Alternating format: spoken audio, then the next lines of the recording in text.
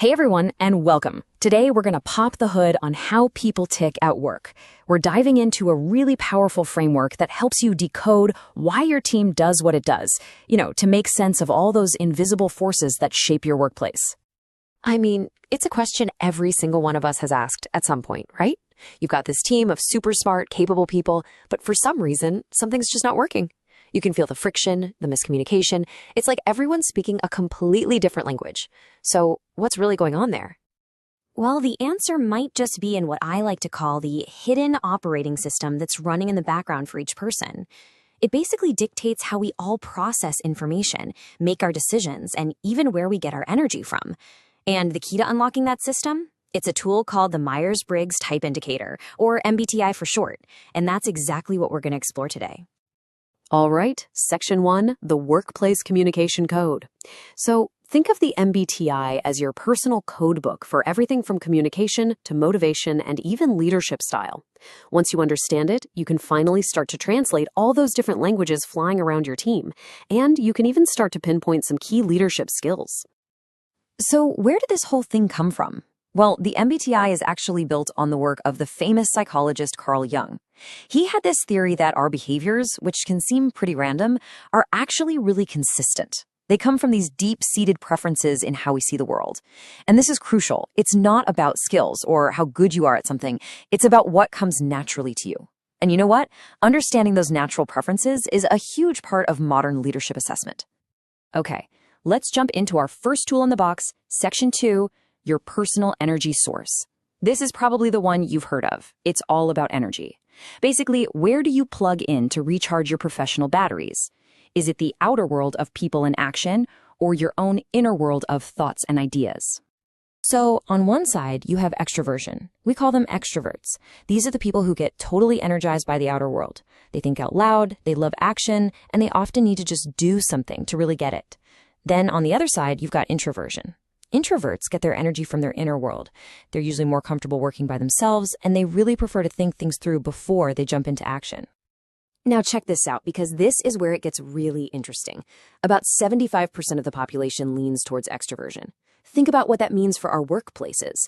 It's why so many offices default to open plans and nonstop group brainstorming, which you can imagine can be completely draining for that 25% who are introverts. And that's the key takeaway here. Neither one is better than the other, but one style definitely gets rewarded more visibly. All right, next up in our toolbox, Section 3, how you process reality. So how do you take in information? Are you someone who trusts what you can see, hear, and touch? Or are you always looking for the patterns, the connections, the future possibilities? This is all about your preferred way of gathering data from the world. So people with a preference for sensing, or S, they focus on the actual. They trust what's real, what's tangible, what they can get from their 5 senses. These are your practical, realistic folks who are fantastic with facts and details. In contrast, you've got people with a preference for intuition, or N. They're all about the possible. They see the big picture, they're looking for meanings and connections, and they really value imagination. They're always looking past the facts to what could be. And here we go again. Look at this distribution. Just like with extroversion, about 75% of people have a preference for sensing. And that explains so much about why organizations are often built on concrete realities and established procedures, right? It's that 25% with the intuitive preference who are usually pushing for big strategic change. And that can create this really productive tension between keeping things running smoothly and pushing for the next big innovation.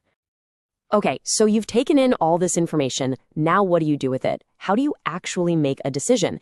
That brings us to Section 4, your decision-making engine. Is your process all about objective logic, or is it more about person-centered values? People with a thinking preference, or T, make decisions based on objective principles. Cause and effect, logical consequences, totally impartial analysis.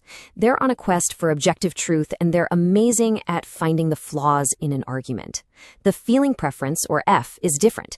They make decisions based on values. They're always considering what's important to the people involved, trying to create harmony. Their goal is a humane, positive outcome for everyone. And this is where you get a major aha moment. Look at this.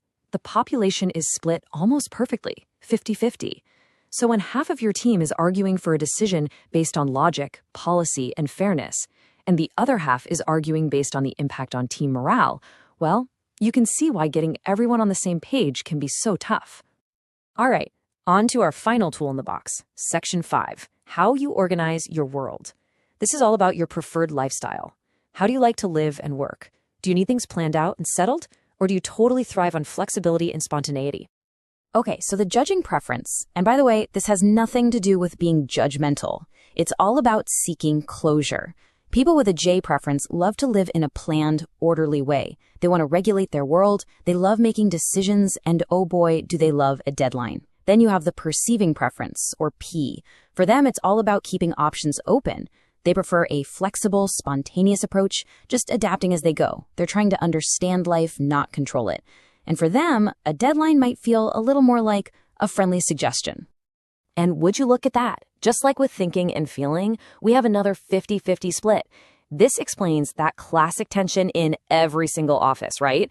The person who needs a plan for the plan versus the person who's like, let's just start and see what happens. Both ways are totally valid, but man, they can really clash if there's no mutual understanding.